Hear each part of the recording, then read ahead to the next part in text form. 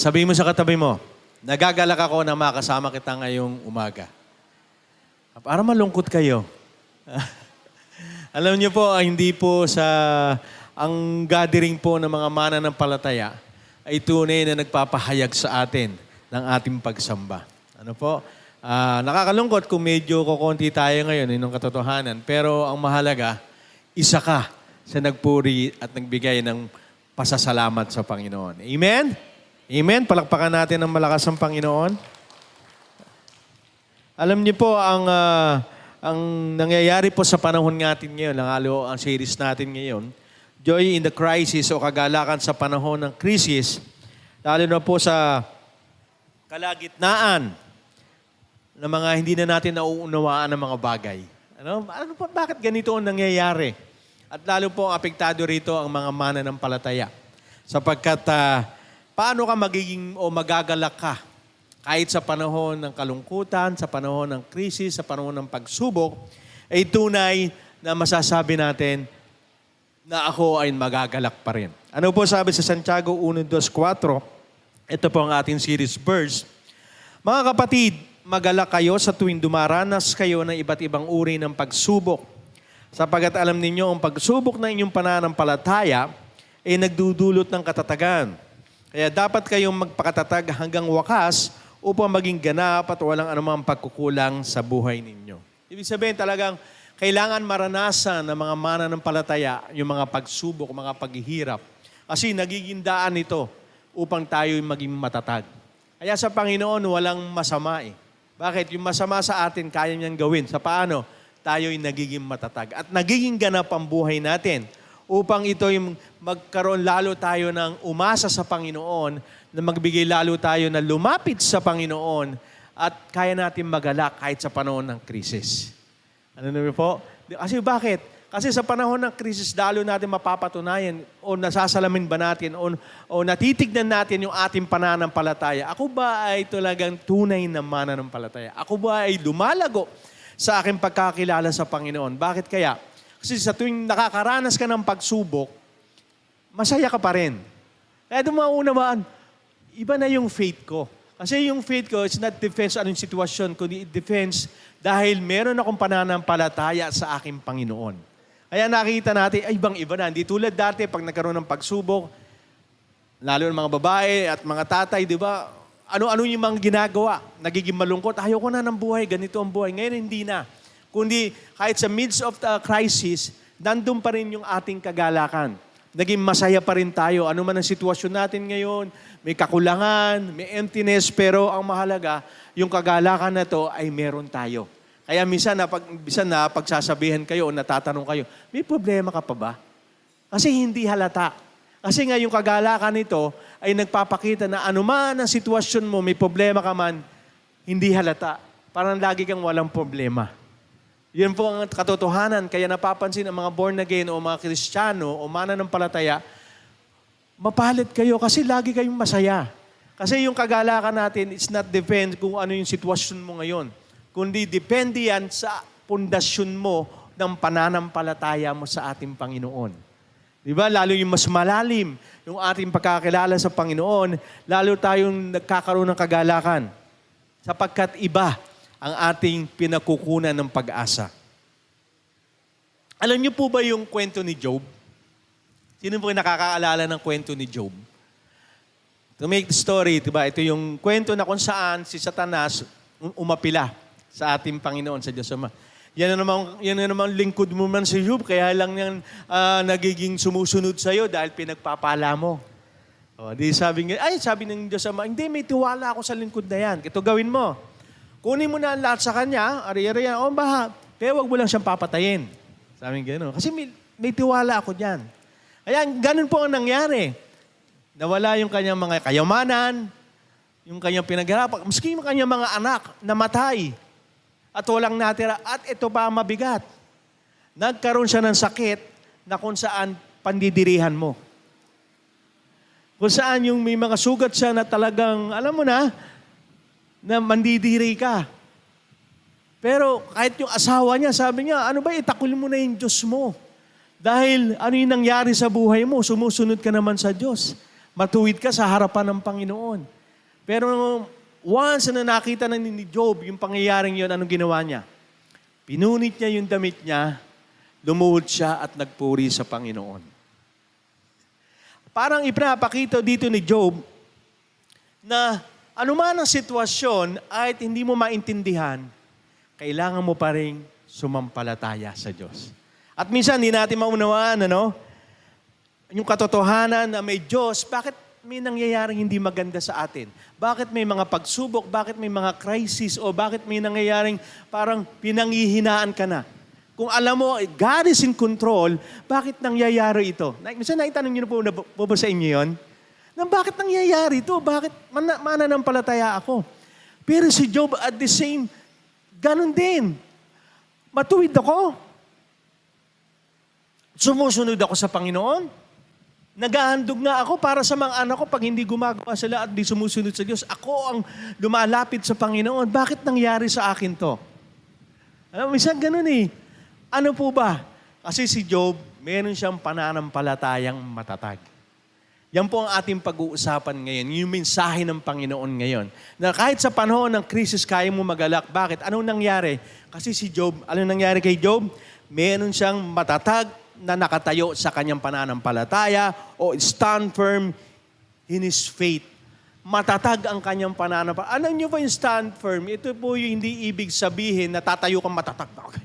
Hindi. Pag sinabi po yung stand firm, ito yung persevere, matyaga ka. At hindi yung parang ilalaban mo yung pananampalataya mo. Yun po yung stand firm. Kaya po makita natin sa unang Korintos 16:13, maging listo kayo at magpakatatag sa inyong pananampalataya, magpakatapang kayo at magpakatibay. Maganda po sa English. Sabi po dito, be watchful, stand firm in the faith, act like men, and be strong.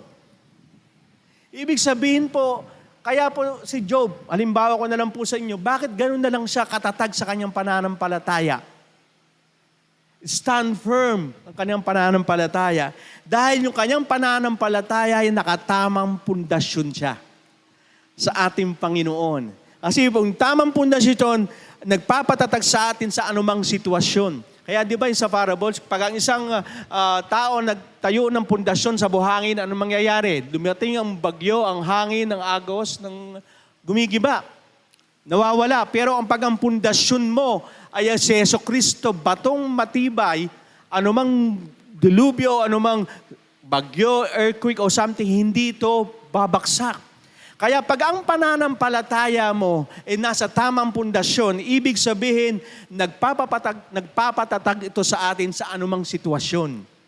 Kaya si Job, anumang sitwasyon, mawala na lahat sa akin, stand firm pa rin. Bakit? Kasi yung kanyang pananampalataya ay nakaangkla sa tamang pundasyon. Hindi ito tungkol sa pananampalataya, tungkol ito sa pinag-uukulan ng pananampalataya. Tanungin ko sa inyo, sino po nananampalataya sa inyo? Di ba? Lahat tayo. Pero yung bang pananampalataya mo, alam mo kung sino yung pinag-uukulan. Kasi mahalaga yun. Kasi kung ang pananampalataya, pinag-uukulan mo lang dahil nabe-bless ka, dahil maganda sitwasyon mo, hindi yung mag-stand firm dyan yung faith, hindi ka magiging matatag. Bakit? Kasi dadaan ka pa rin sa pagsubok.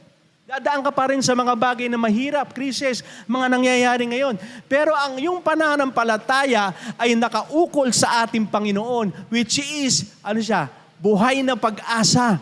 Ano man ang sitwasyon, nakaangkla ka sa ating Panginoon, hindi sa bagay na meron ka ngayon. Maraming dali magsabi, ay talagang matatag ako dahil pinagpapala ka, parang si Job. Pero kung tanggalin sa'yo lahat, paano na?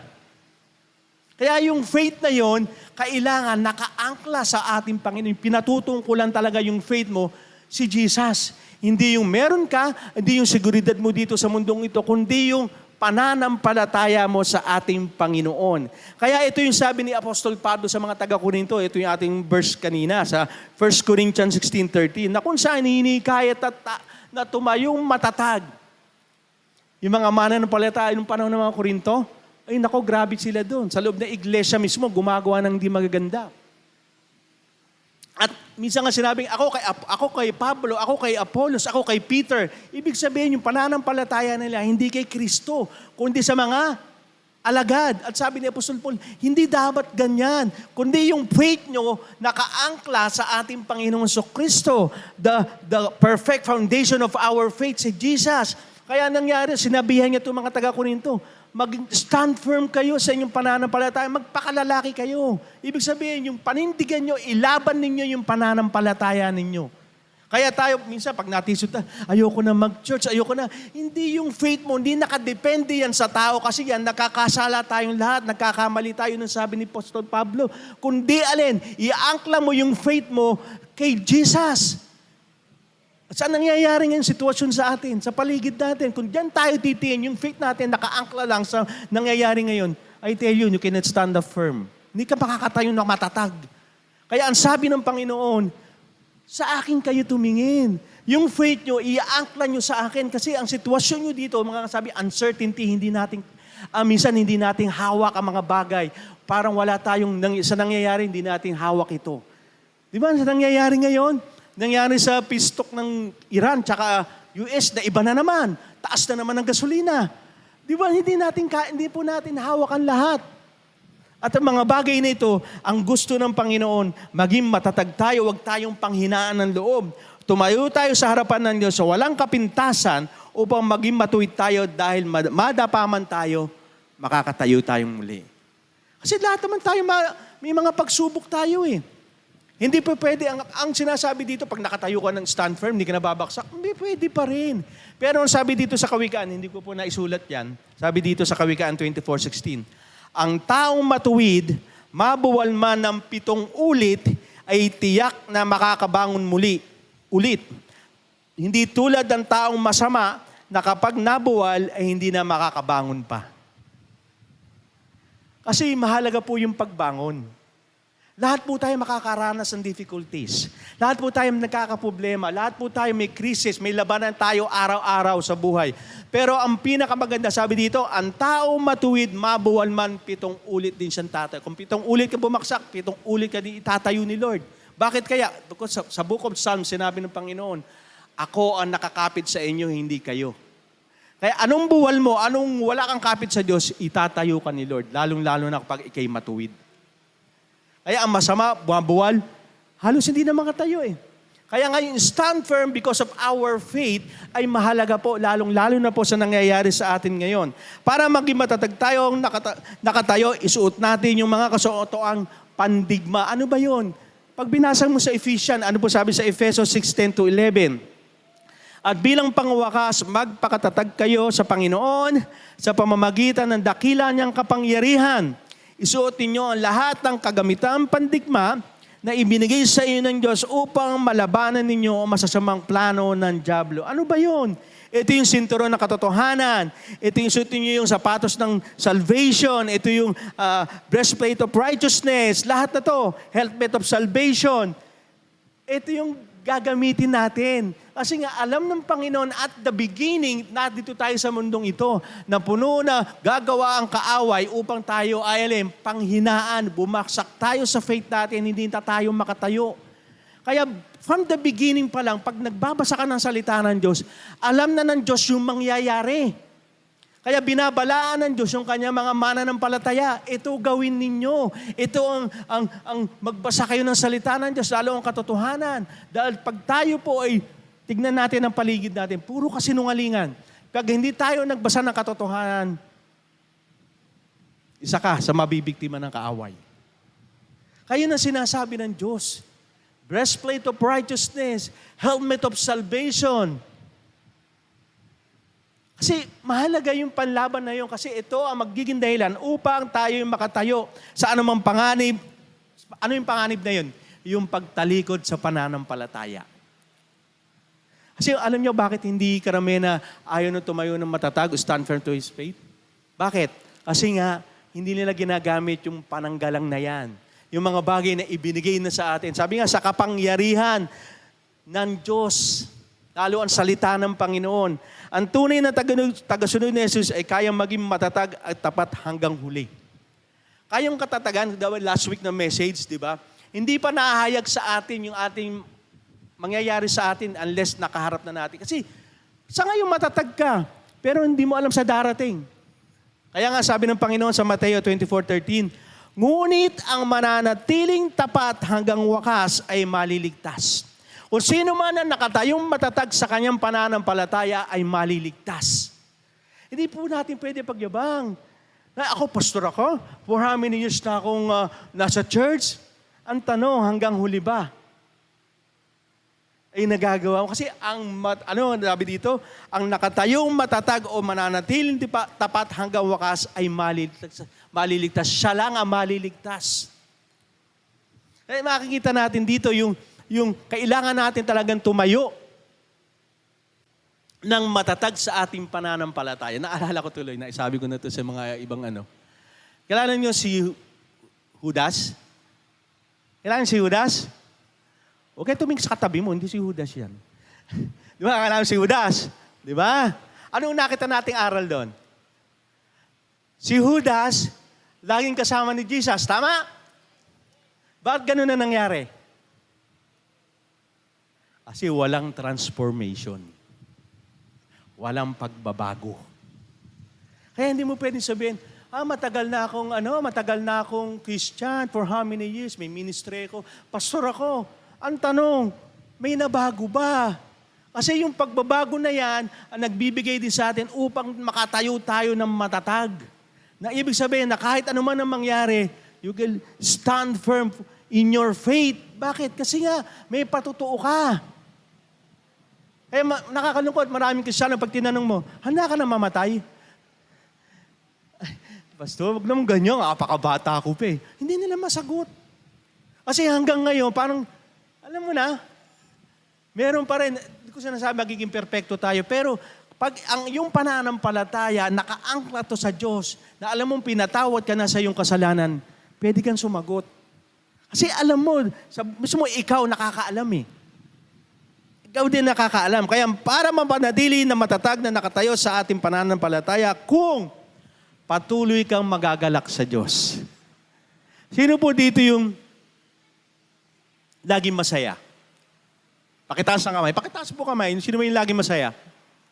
Ibig sabihin po, kahit wala kayong pera, na kahit ang mga lang ay okay lang, masaya pa rin kayo. Di ba? Na kahit nagtataasan ng mga bilihin, yung kuryente, parang hindi mo pa mababayaran, masaya pa rin kayo. Magagalak pa rin kayo. Bakit kasi? Mahalaga po ito para tayo makatayo ng matatag. Kasi yung joy mo, hindi doon sa sitwasyon mo ngayon. Madaling magsabi, masaya ako kasi may pera ako eh. Maganda bahay ko eh. May kotse ako eh. Maganda trabaho ko eh. Paano lahat yan mawala? Katulad ni Job. Paano na? Di po ba? Hindi ka na magagalak? Ganon si Job. Ano man ang sitwasyon, magagalak ako sa Panginoon. Ano sabi sa Filipos 4:4? Magalak kayo palagi sa Panginoon. Inuulit ko, magalak kayo. Palagi. Wala naman sinabi doon, magalak kayo kapag may pera lang kayo. Magalak kayo pag kayo ay masaya dahil maganda ang relasyon nyo sa pamilya, maganda ang trabaho mo, nabibili nyo yung gusto nyo, na kapag out of country kayo o town, masaya kayo. Wala pong sinabing ganun eh. Magalak kayo palagi, always. Ibig sabihin, kayo nasa krisis kayo, kahit kayo ay nasa sitwasyon na ayaw ninyo, kahit anumang bagay na nangyayari sa buhay nyo, magagalak ka. Dahil ang kagalakan mo, nagmumula sa Diyos. Hindi sa nararamdaman mo, hindi sa paligid mo, o anong meron ka, kundi meron kang Diyos na ang tunay na kagalakan nagbibigay sa iyo. Amen? Kaya, kakaiba tayo mananampalataya. Hindi nyo napapansin yun. Na kahit tayo, na may problema, nagagalak ka pa rin. Kasi yung kagalakan mo, nanggagaling sa Diyos. Hindi nyo napapansin. Kaya mahalaga nito yung pagtitipon natin eh. Bakit? Sabi niya, in your presence, there was a fullness of joy. Ang kagalakan ay nasa presensya ng Diyos. Sabi ng Panginoon, 2, 3, nasa kalagitnaan ako. Binigit pa tayo sa 3. Di po ba? Kaya pag tayo nananalangin, ibig sabihin, inaalala natin ang biyaya at kabutihan ng Diyos. Kaya pag tayo nagagalak, alalahanin nyo lang yung kabutihan ng Diyos sa'yo. Naging mabuti ba ang Diyos sa atin lahat? Hindi natin kaya i-deny yun. Kaya pag tayo nananalangin, lumalapit tayo, mabuti ang Diyos. nagagalak ka. Nakakalimutan mo lahat yung sinasabi ng kaaway. Ano ba yan? Kristiyano ka? Hindi ganun. Ang pinag-uusapan natin dito, yung kagalakan mula sa Diyos. Kasi yung kagalakan mula sa Diyos, sabi nga dito, yung kakaiba. Di ba? Tingnan mo yung katabi mo. Hindi halatang walang pera. Walang pera, tingnan mo, masaya eh. Di ba? Kasi yan ang katotohanan. Hindi ang pera makapagpapasaya sa tao. Kaya marami, tingnan mo yung paligid nga lang natin eh. May isang kasamaan natin dito, mayaman eh lahat, nagpakamatay pa eh. Kasi may emptiness, mayroong kakulangan. At ang Diyos lamang ang magbibigay noon. Kaya sabi ng Panginoon, di ba sa Samaritana, ang sino mang uminom ng tubig na ito, hindi na muli mauuhaw pa. Satisfaction. Na pag meron kang Diyos at ang pananampalataya mo ay nasa Diyos, kaya mong tumayo, panindigan ang pananampalataya mo dahil ang kagalakan mo nanggagaling sa Diyos. Hindi sa may hawak mo, anumang pag-aari mo, lahat yan mawawala. Kaya ang sabi ng Diyos, huwag yung security nyo, huwag yung ilagay dito sa mundo, kundi sa akin. Kasi ako, panghabang buhay for eternity. Sabi ko sa inyo, kahit anong dami ng pera mo, tanungin mo, mamamatay ka rin. Yun ang katotohanan. Pero ang maganda lang sa mananampalataya, mabless dito, mamatay man sa kabilang buhay, mamatay man, may kagalakan. Dahil ang Diyos niya ang kagalakan niya. Amen? At nagpapatuloy sa kagalakan, sa Diyos ay magiging matatag. Ano sabi dito sa Nehemiah 8:10?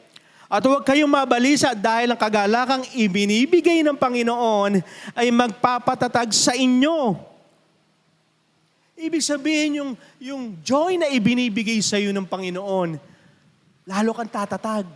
Kaya ang sabi ng Panginoon, kung gusto mong tumayong matatag sa iyong pananampalataya, yung kagalakan, hanapin mo sa akin. Kasi yung kagalakan na yon magbibigay sa iyo ng kalakasan at katatagan. Tingnan yung paligid natin. Kaya iba, kahit mananampalataya, pero ang security, kagalakan nila pera. Kaya nung nawala ang pera, gusto ko nang mamatay. Kasi nawala na ang aking kabuhayan. Nung iniwan ng boyfriend, iniwalayan ng asawa, nasira ang relasyon, gusto ko nang magpakamatay. Wala nang pag-asa. Kasi nga ang security mo, yung pag-asa mo, nasa bundong ito. At sabi ng Panginoon, hindi magpapalakas sa iyan. Hindi nyo napapansin sa mga namatayan, ng mga Kristiyano. At sabihin nila, grabe naman namatayan ito, nakangiti pa, may kagalakan pa. Sa tingin nyo, bakit? Dahil ang kagalakan niya sa Diyos.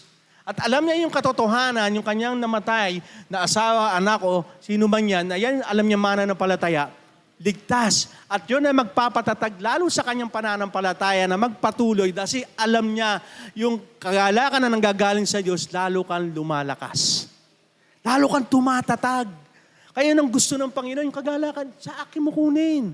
Kasi hindi ka magsisisi. Tama po ba? Sa katiyakan na siya ay kasama natin kahit sa pinakamahirap na panahon. Yan, kung alam mo yan, magtitiwala, malalo kang tatatag sa iyong pananampalataya, kaya mong ipaglaban. Dahil kahit kailan, hindi ka iniwan ng Diyos. Pangako ng Panginoon yan. Kapag kasama natin ng Diyos, tiyak na may pagliligtas. Ang nagpapatuloy sa kagalakan sa Panginoon ay makakaranas ng pagliligtas. Ano sabi sa Habakkuk 3:17-18? Kahit hindi mamunga ang mga puno ng igos sa ubas o kahoy ng ulibo, at kahit walang anihan sa mga bukirin, at kahit mamatay ang mga alagang hayop sa kanilang mga kulungan, magagalak pa rin ako, sapagkat ang Panginoon Diyos ang nagliligtas sa akin. Kaya gusto ng Diyos yung kagalakan mo manggaling sa Kanya upang maging lakas mo ito at malaman mo yung pag-asa at kagalakan mo nanggagaling sa Diyos na alam mong ililigtas ka. Sabi nga dito, mawala na lahat, mamunga, hindi na mamunga ang mga igos, ubas, ang ulibo, hindi na mamumunga, ang bukirin, magiging stagnant na, wala, hindi pwedeng taniman, yung alaga mong hayop, kasi ito yung karamihan pong hanap buhay, tsaka negosyo noon. Ano sa atin? Mawala man ang trabaho mo ngayon, di ba? Maubos ang pera mo sa bangko. Ano mga bagay pa na kinatatakutan natin dito? Sabi ng gano'n, mangyanin ang lahat na ngayon. Pero sabi dito ni Habakuk, magagalak pa rin ako. Bakit? Sapagkat ang Panginoon na magliligtas sa akin. Kapag ang iyong pag-asa nasa Panginoon, kapag ang Diyos ang iyong inaasahan at lagi mo inalalapitan, I tell you, hindi ka matatakot ano man ang mangyari dito sa mundo. Dahil bakit? Dahil alam mong ililigtas ka ng Diyos. Amen? Kaya number one na ginawa ng Jesus yung takot saan? Sa kamatayan. Dahil binigyan na tayo ng buhay na walang hanggan sa pamamagitan ni Jesucristo, yun ang unang tinanggal na takot sa atin. Ano pa ba ikinatatakot natin ngayon? Yung mismo na number one takot na tinanggal na sa atin, ipinagkaloob na sa atin yung assurance na huwag ka na matatakot. Sa atin yun, even we're Christian, naku, nawalan ako ng trabaho. Paano na ako? Mamamatay na ako, wala na akong pag-asa. Dumating na naman, tumaas na naman ang gasolina dahil nag-gera na naman ng Iran tsaka US. Nandadamay pa, ang layo namin. Di ba? Ang trabaho, nagtaasan. Ang mga bilihin. Ang trabaho, marami na wala ng trabaho dahil nagsasara na. Dahil sa nangyayaring gera. Opportunity na marami na nawawala. Lumindol, nagkabaha. Paano na? May pag-asa pa ba? Meron. Dahil yung kagalakan naggagaling sa Panginoon, nagre-resulta yan ng pagliligtas sa iyo ng Diyos. Kaya laging kang magalak. Sabi nga, magalak kayo lagi. Yun ang sabi sa Pilipos, ni Apostol Paul sa mga taga-Pilipos. Bakit? Kasi nga, yun dapat ang ating ginagawa.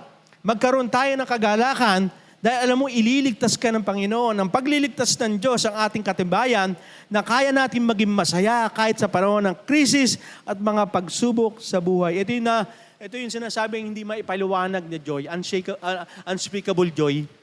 Yung nakakaranas ka ng mga sitwasyon na pangit sa ibang tao. Naku, wala na. Naku, masisiraan na ng ulo yan. Pero ikaw, masaya ka. Hindi dahil sira ang ulo mo, kundi masaya ka dahil ang iyong kagalakan nagmula sa Diyos, alam mo, ililigtas ka ng Diyos sa sitwasyon na meron ka ngayon. Naniniwala po ba kayo? Sino po dito may mga problema?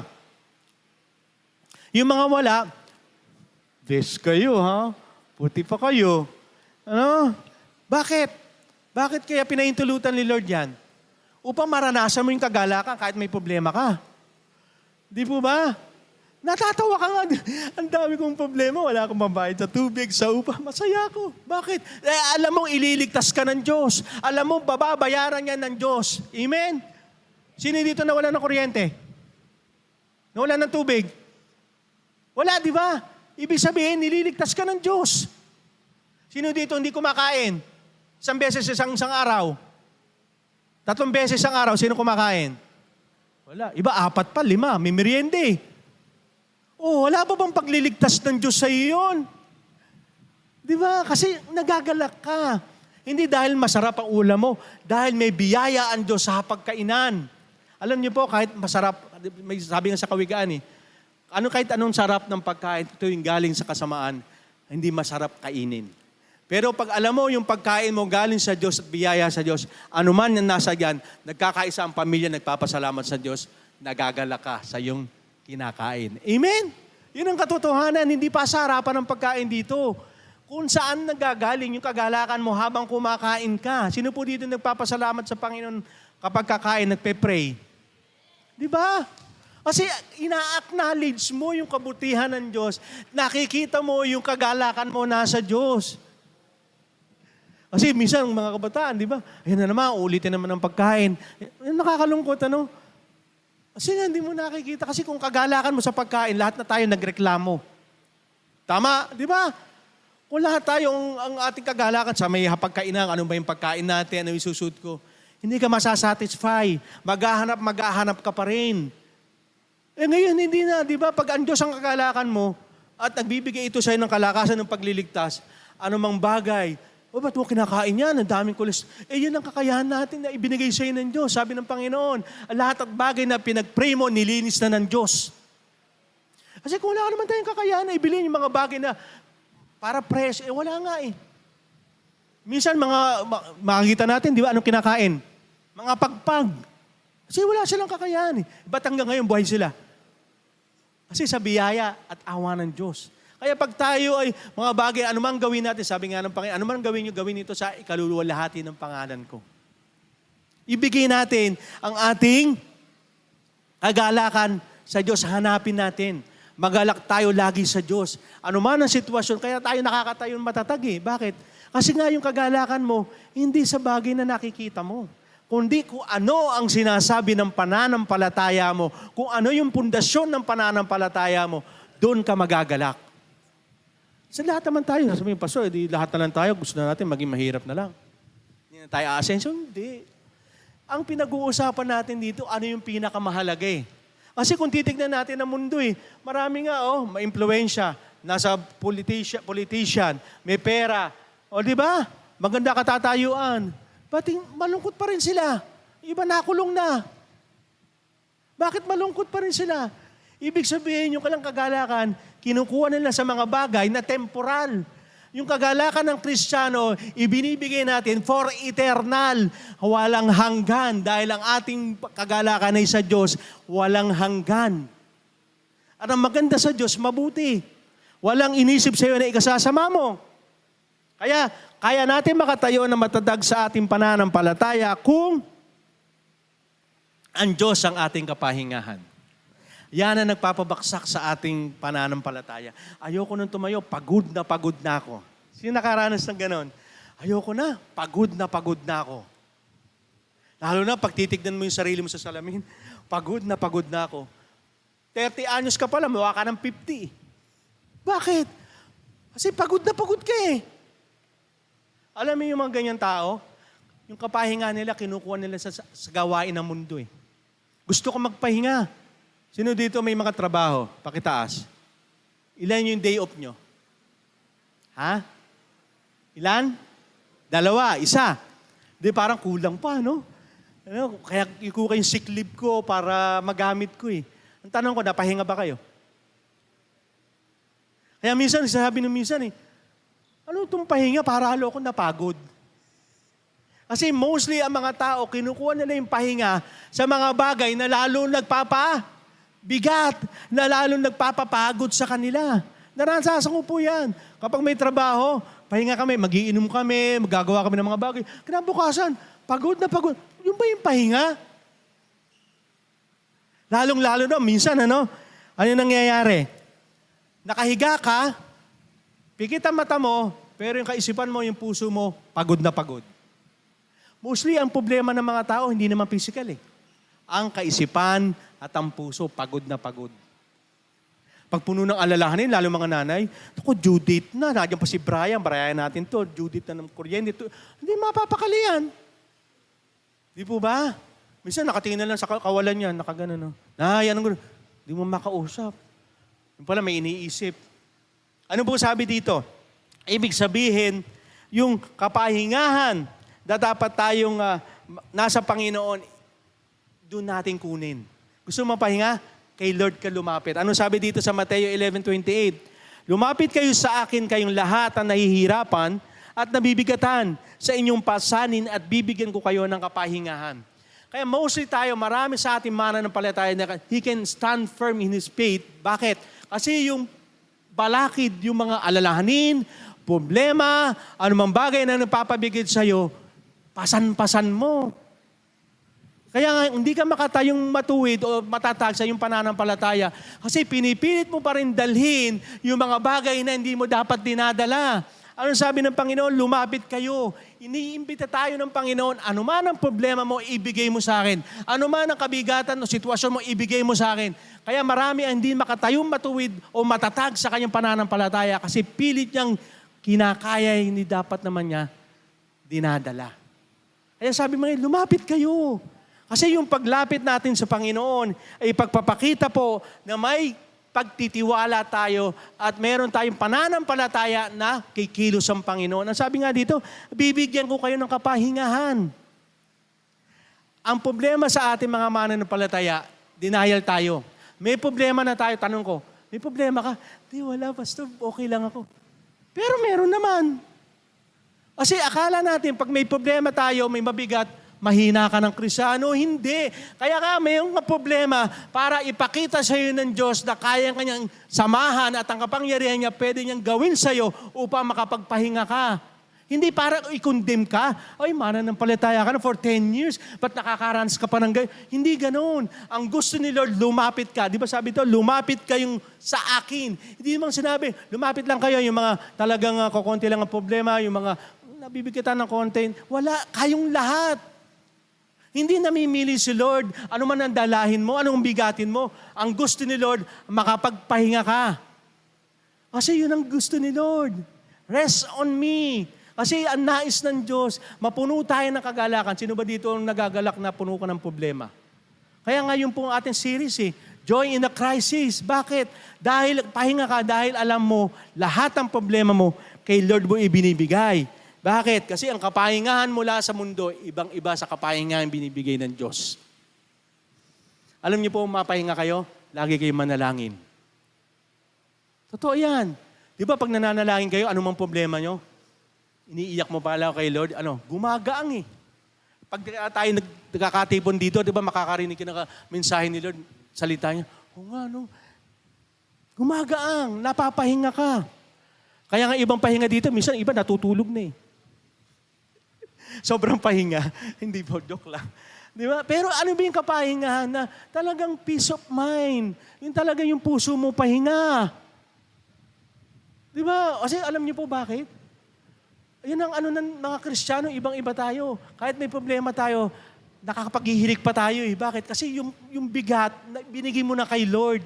Hindi ito laban mo. Kaya nga dapat, pag nagsisimba, magsimba ka, manalangin ka, mag-temple group ka, magbasa ka ng salita ng Diyos. Kasi sa presensya ng Panginoon, mararanasan mo ang kapahingahan niya. Kaya yun ang gusto ni Lord. Pag tumingin ka sa mga nangyayari sa paligid, problema mo, manghihina ka talaga. Hindi ka mapapahinga. Kaya yun ang sabi ni Lord, ibigay niyo sa akin. Bibigyan kayo ng kapahingahan. Paano tayo magpagpapahinga sa Panginoon? Magpahinga sa Diyos sa may mapagkumbabang puso. Yun sinasabi ko kanina. May problema ka na Magpakumbaba ka na sa harapan ng Diyos. Kasi yan ang kanyang attitude, yung mapagkumbabang puso. Ano sabi sa Mateo 11:29? Pasaninin niyo ang aking pamatok at matuto kayo sa akin sapagkat ako'y maamo at may mapagkumbabang puso at makakatagpo kayo ng kapahingahan para sa inyong mga kaluluwa. Hindi lang physical, even our soul will rest. Ano mo ibig sabihin nun? Kung si Lord ay mapagkumbabang puso, ibig sabihin, pag tayo'y lumalapit sa Kanya, hindi para husgahan ka. Hindi nagmamalaki si Lord, kaya lumapit kayo. Siya pa nag-aanyaya Hindi, lumapit ka. Dahil kasi panay, gawa mo pa ng ganyan. Dapat hindi mo na ginagawa yan. Kaya nagkakaroon ka ng kabigatan sa buhay, nawawala ng kagalak. Hindi ganun si Lord. Si Lord pinalalapit, magpakumbaba kayo. At yun din ang gusto ng Panginoon, magpakumbaba ka sa harapan ng Diyos. Alam niyo po, walang kapahingahan unless hindi tayo nagpapakumbaba sa harapan ng Diyos. Kasi once na hindi ka nagpakumbaba, nagmamalaki ka. Ayaw ng Diyos yan. God opposed to the proud. But give grace to the humble. Dahil mo mararanasan ang biyaya ng Diyos. Lord, may problema ako. Yun ang gusto ng Diyos Di ba, sino dito may tatay? Nung bata ka pa, talagang lahat ng kailangan mo, sinasabi mo sa tatay mo Bakit? May tiwala ka At naranasan mo na yung pagkilos niya. Kaya every time na lapit ka sa tatay mo, lapit ka, ganun din sa ating Panginoon. Yun ang gusto ng Panginoon. Kasi ang God natin is a relational God. Relasyon ang gusto ng Diyos. At pag tayo nakipag-relationship, napansin, ama at anak, di naman sinabi na ama at kapatid. Iba kasi yung relasyon na yun. Dumidepende ka sa Diyos. Dumidepende ka sa tatay mo. At nagpapakumbaba ka. Kaya anumang bagay na kabigatan, magpakumbaba ka, Lord, di ko ito kaya Hindi ko na kaya talaga ito ibibigay. Yun ang gusto ng Panginoon. Kasi mayroon siya mapagkumbabang puso, hindi para pagalitan ka, sitahin ka, kung ano-ano, hindi. Kasi si Lord, punong-puno ng pag-ibig sa atin dahil itinuring kanyang anak. May anak ba, tatay ba may anak? Pag nagkamali, hindi na kita anak. Pwede, sa dito. Pero iba ang ating Diyos Ama. Sabi nga niya sabi na kayo ng pinaka mabuting ama dito sa mundong ito, pero evil father pa rin yun. Kasi si Lord pa lang ang may perfect father figure para sa ating lahat. Kasi ang lagi niya iniisip, yung makakabuti sa atin. Magdudulot ito ng kapahingahan kung tayo ay laging nagpapakumbaba sa harapan ng Panginoon. May pahinga ka. May problema ka, lapit sa Diyos. Desisyon, lapit sa Diyos. Ano mang bagay na nagpapagulo sa'yo, nagpapabigat, ibigay mo sa Panginoon. Magpahinga sa Diyos ng walang pag-aalala o pagkabalisa. Kasi hanggat merong kaalalahanin o kabalisaan, hindi ka makapagpapahinga. Ano po sabi dito sa Filipos 4:6-7? Huwag kayong mag-alala sa anumang bagay. Lahat anumang bagay. Sa halip, ilapit ninyo sa Diyos ang lahat ng inyong pangangailangan sa pamamagitan ng may pananalangin, may pasasalamat. Sino po dito yung nagpe-pray ka ng isang bagay pero kiniklaim mo na, nakuha mo na. Nagpapasalamat ka na sa Panginoon. Ano sa tingin nyo, bakit gusto ng Panginoon yon? Pagpapakita yon ng pagtitiwala. Di po ba? Lord, bigay mo sa akin to. Kaya Lord, thank you na po. Pero hindi pa binigay. Ano yung sasabihin mo? Lord, thank you dahil alam ko may magandang plano ka pa. O mas magandang para doon sa gusto kong hilingin sa'yo. Yun ang gusto naman. Kaya napapahinga tayo eh. Bakit? Yung mga bagay na hindi binibigay sa'yo, okay lang. Bakit? Alam mo kasi mayroon pa the best na ibibigay sa'yo ang Diyos. Pahinga ka, okay lang. Hindi, reklamador ka. Si Lord, hanggang ngayon, 20 years na ako nananalangin, hindi pa rin ibinibigay. Tingin mo, may pahinga yun? Napupuno ka ng kabalisan. Ano sabi pa dito? Kapag ginawa nyo ito, bibigyan kayo ng Diyos ng kapayapaan na siya mag-iingat sa puso ninyo at pag-iisip dahil kayo'y na kay Kristo Jesus. At ang kapayapaan ay hindi kayang unawain ng tao. Kapag may alalahanin ka o pagkabalisa, tignan nyo sarili nyo. Anong unang-unang naapektuhan? Di ba ito? Tsaka ito? Kaya kung mga nakay Kristo, sino mga nakay Kristo? Yung mga mananampalataya, dapat naiingatan ito. Paano naiingatan? Na tayo ay nakapagpapahinga dahil yung kabalisaan, yung mga bagay na alalahanin, hindi mo to siniseryoso, ibinibigay mo sa Diyos. Kasi ayaw nga ng Diyos. Sabi sa Peter, di ba? Makapagpapahaba ba ng buwan na kahit isang araw ang alalahanin? Hindi. Kaya nga, cast all your anxiety to me because I care for you. Ayaw ng Diyos na malungkot ka. Ayaw ng Diyos na pupuno ka ng kabalisahan, ng alalahanin. Gusto ng Diyos, magalak ka palagi. Masaya ka palagi. Kasi yun ang gusto ng Diyos. Kasi nga, balikan natin. Kasi ang kagalakan mo nasa Diyos. At ang kapahinga mo nasa Diyos. Wala sa mga material o mga bagay na meron dito sa mundong ito.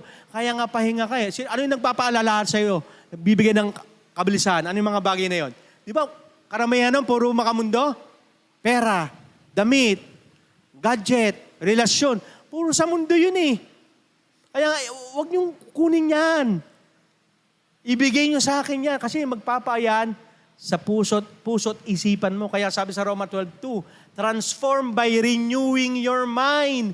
Sa pagbabago ng pag-iisip, na kahit may problema ka, alam mo na pahinga ka dahil may Diyos kang kasama na magbibigay sa iyo ng tunay na kapahingahan.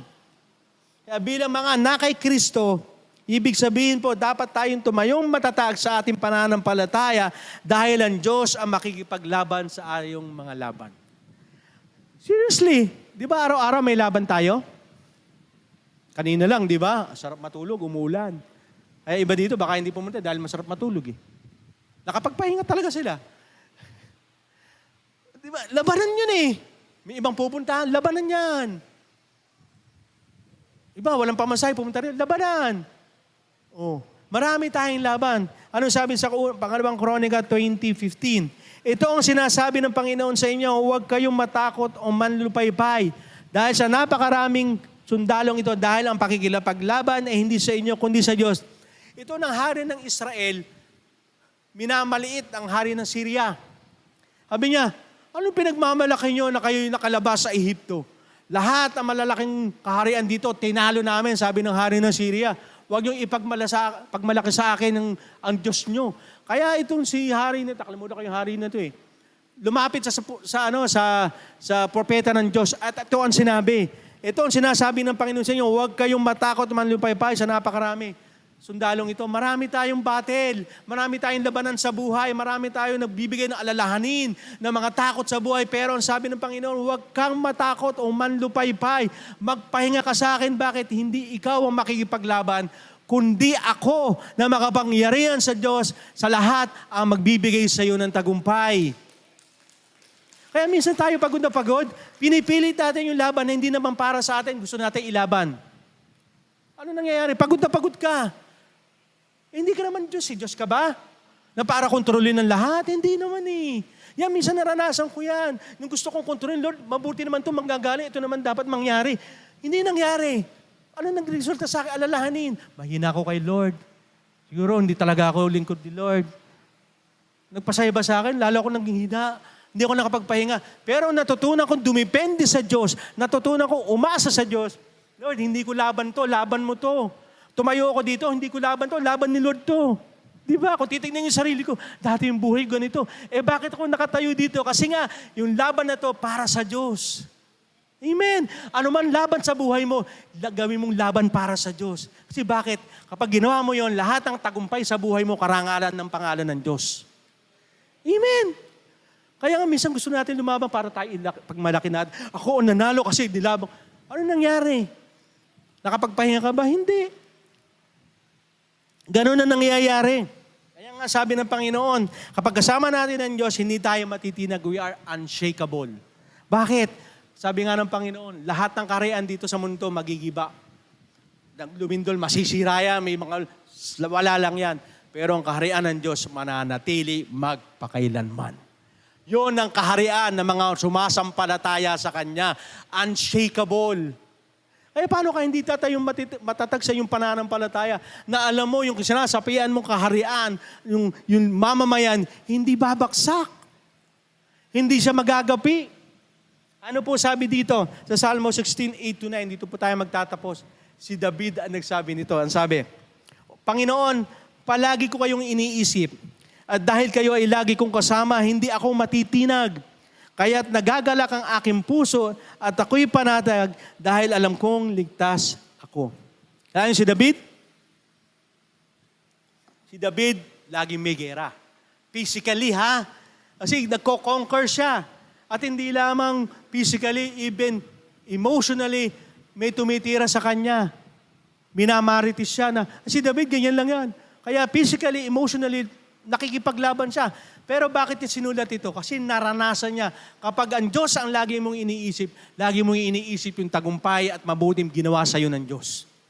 Amen? Kaya transform by renewing your mind. Kapag kayo ay nasa labanan, isipin mo ang Diyos. Lagi niya ako pinagtatagumpay. Yung kabutihan niya, lagi ko nararanasan. Anong pumapalit sa iyong kaisipan? Ang kabutihan ng Diyos, yung pangako ng Panginoon. Kaya nga sabi dito, dahil lagi ko kayong kasama. Sino naniniwala laging kasama mo ang Diyos? Si Moses yan eh. Kaya sabi ni Moses, I lift up the banner of victory. Alin? Kasama mo ang Diyos. Ibig sabihin, pag kasama mo ang Diyos, lagi kang tagumpay. If God is for us, who can be against us? Kung ang Diyos ay kakampi mo, sino ang makakalaban sa'yo? Minsan kinakalaban natin, sarili natin, yung faith natin. Kaya hindi tayo makatayong matatag. Bakit? Even us, hindi tayo naniniwala na you are victorious, we are conqueror. Hindi, natalo. Hindi nga. Basahin mo ang pahayag, ang Revelation. Kaya ayaw ng Satanas yan eh. Kasi tayo, tagumpay na tayo. Ang gusto lang ni Lord, maging matatag ka until the end. Paano mangyayari yon? Sabi ko, magkaroon tayo ng malalim na commitment, yung deeper relationship with the Lord. Talaga ba pag tayo nasa krisis, ang Diyos ba talaga ang kagalakan mo? Kapag talaga ba ang pagod na pagod ka, si Lord ba ang kapahingahan mo? Yung pahinga na parang, upo ka lang, kukuya-kuya ko, wow. Kasi si Lord kasama mo eh, yung presence niya. Hindi yung, dahil masaya ka, dahil lahat nasa iyo. Hindi, yan nga yung magulo ang buhay eh. Kasi nakadepende siya, pero sabi ko sa inyo, once na pag ang Diyos ang kaligayahan mo, mararanasan mo ang kapahingahan, mararanasan mo ang contentment, mararanasan mo ang tunay na kapayapaan at kagalakan mula sa Diyos. Amen? Kaya you can stand firm in our faith. Bakit? Kasi nga, Ang Diyos ang ating kagalakan, ang Diyos ang ating kapahingahan. Amen? Palakpakan natin ang Panginoon. Everybody close your eyes, mananalangin tayo sa Panginoon. Ama naming Diyos na makapangyarihan sa lahat, pinupuri ka namin, Panginoon. Tunay nga po, Panginoon, na hindi namin kayang hawakan ng lahat. Mga pagsubok, paghihirap, pagtitiis, manangyayari sa mundong ito. Pero isa lang alam namin, Panginoon, na kaya namin tumayong matatag sa aming pananampalataya sapagkat kasama namin kayo. Kayo ang aming kagalakan, Panginoon. Hindi yung mga meron kami, kundi kayo ang pinaka-precious o kayamanan na tunay na magiging kagalakan namin. Sapagkat sinabi nyo nga po, maglalaho ang lahat. Pero kayo, Panginoon, mananatili magpakailanman. Lagi nyo pong ilagay sa puso namin ang kagalakan namin, hanapin namin sa inyo. Sa tuwing kami nalulungkot, sa tuwing kami nahihirapan, nagtitiis, sa tuwing kami, Panginoon, ay may kalungkutan na nararanasan sa relasyon, sa aming pamilya, sa trabaho, sa pag-aaral, Lord. Kayo ang unang-una naming hahanapin para makaranas ng kasiyahan. Mananalangin kami, Panginoon. Lalapit kami at magtitiwala sa iyo. Sapagkat alam namin yung kagalakan na ito, hindi kayang ibigay ng sanlibutan ito. Kakaiba, sinabi niyo nga po, ibang-iba sa mundong ito. At yun po ang nais namin. At Lord, sa tuwing kami napapagod at parang nadadapa kami, at parang nangihina kami sa aming faith, Lord, hanapin namin ang kalakasan, kapahingahan sa inyo. Sapagkat ang kapahingahan na ito, Panginoon, hindi kayang bilhin ng pera. Hindi kayang bilhin ng mga bagay ng mundong ito. Kundi ang kapahingahan na ito ay tunay na magbibigay sa amin ng katatagan. Magbibigay sa amin ng pagliligtas. Magbibigay sa amin ng tunay na pagkakakilala sa iyo. Kaya Lord, sa oras na ito, Panginoon, punuin niyo po ang aming puso ng iyong pagmamahal. Punuin niyo po ang aming puso at kaisipan ng iyong mga pangako para sa amin. Punuin niyo po kami ng kagalakan mula sa pagliligtas at kabutihan na ginagawa niyo sa amin. Sapagkat at the end of the day, Panginoon, lahat ay mawawala. Pero kami, Panginoon, yung pananampalataya namin, ipaglalaban namin sapagkat hindi masasayang ang lahat ng paghihirap, pagtitiis namin para sa aming faith sa iyo, Panginoon. Kaya Lord, tulungan niyo kami na maging matatag, maging pagpapala ang mga nangyayari ito sa amin. Sapagkat alam namin, Lord, mananatili kami matatag hanggang huli upang kami ay tunay na maligtas at makasama ninyo. Maraming pong salamat. Ito po ang aming dalangin sa pangalan ni Jesus na natin magsabi ng Amen. Amen.